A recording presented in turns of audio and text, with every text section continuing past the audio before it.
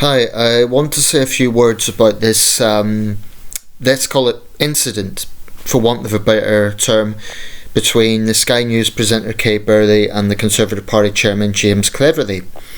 Because I think it highlights some of the issues, some of the tensions around holding politicians to account versus, frankly, the behaviour of some of the press. So, bit of context here. Kay Burley is a senior Sky News presenter, and she's well known in the UK for her quite confrontational style of journalism. It might be far-fetched to say she's a female Piers Morgan, but she definitely has quite a confrontational style, which is fine. It has its place. The problem is there's a fine line between that and ego. I have to be honest, I don't care much for Kay Burley's style. I do think she's quite ego-driven. Anyway, she said that James Cleverly, the Conservative Party chairman, had been booked to appear on her show. It was supposed to be Dominic Raab, but due to technical changes the night before, they informed Downing Street, informed Sky that wouldn't be possible, so they accepted that and booked James Cleverly instead. The Kay Burley opened her show, which has a slot between 7 and 9 a.m. I understand. I don't watch it myself, but that's what I understand. According to her, James Cleverly had been scheduled to appear, and he wasn't there. And she opened her monologue by saying she was furious, or fuming rather, with the fact that he wasn't there. And she got into this 3-minute rant about him not being there, and she kept panning in on the empty chair. Now, it seemed obvious to me that the purpose of this was theatrics.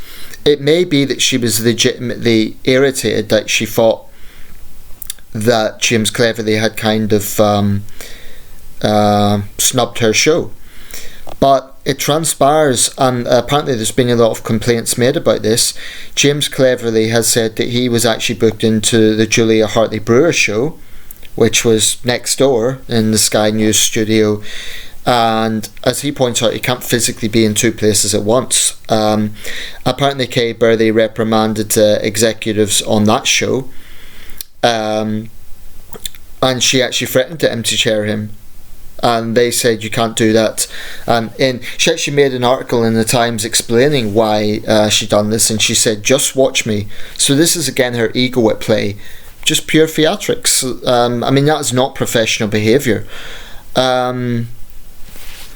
So if it is a case that there was a mix-up in communication and she was inconvenienced because a guest didn't appear, then fair enough, she'd have a right to be irritated.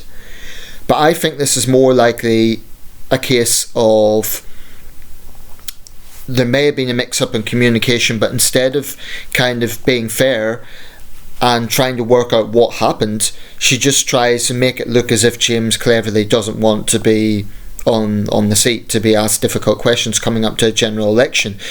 So she's kind of smearing him in that sense. Not in the legal sense, but in the sense that she's kind of implying that he doesn't want to be held to scrutiny when he's a senior Tory. And it appears that is not the case at all. He responded that he would like to think he can multitask, but he can't physically be in two places at once when he was booked in to another show. So let me know your thoughts if you've seen the clip. Looking at comments, Burley isn't getting a great deal of support. Here's the thing, if she had been put in a situation where she'd been misled or something like that, I can understand her being annoyed because, you know, it takes work to set up an interview and so on, so she would have been inconvenienced, fair enough. But I think it's totally unprofessional to get into this ego-driven rant and showing this empty chair thing. It's pure theatrics, and it's not the first time Kay Burley has used, maybe the first time she's done an empty chairing thing, but she's always went for the gotcha style journalism that I find very off-putting. There's a big difference between holding politicians to account, asking them tough questions, which is totally valid, and just being ego-driven. The first rule in journalism is don't make it about yourself. Well, Kay Burley kind of personifies the opposite of that. She always makes it about, she doesn't say I, Kay Burley, but I think she is very ego-driven. I said it would be maybe wrong to say she's like a female Piers Morgan. Maybe she's like a female Jeremy Paxman. Maybe that's a better example. But she's one of these journalists, Morgan is another example, who are just kind of, they're too big for the boots. She's a celebrity, you know, and she knows it, and she probably has a massive salary. So to me, this is a bit of theatrics, and she's really playing it up. But it's not working because most people, it actually attracted complaints, because I assume the complaints were because people felt it was very unprofessional to do that. Obviously, if a politician just snubs an interview, or they don't have the courtesy to let a journalist know that they can't make it, that's a different matter. But I don't think that's what's happened here. And we need to be very wary of it during this election.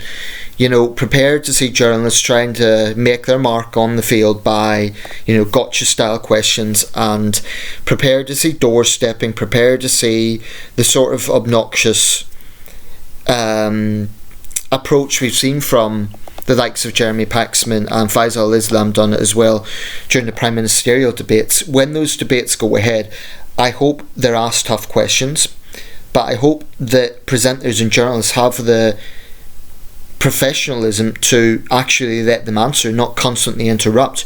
Because I got really worked up when I think it was the 2015 election, when Paxman kept interrupting just for the sake of it, and I think it was a case of, oh yeah, I'm the tough, hardline, hard-boiled journalist putting these politicians to account. But all that looked like was rudeness. All it looked like was Paxman pitching to his own ego, and I think that's the same situation here with Kay Burley. I mean, for her to rant about how fuming she was, it's not professional. Just you know, I think she'd have a right afterwards, if she genuinely thought that she was put in the deep end, to make an official complaint or something, and establish what happened, rather than just assuming that Cleverly was snubbing her, which it appears he was not doing.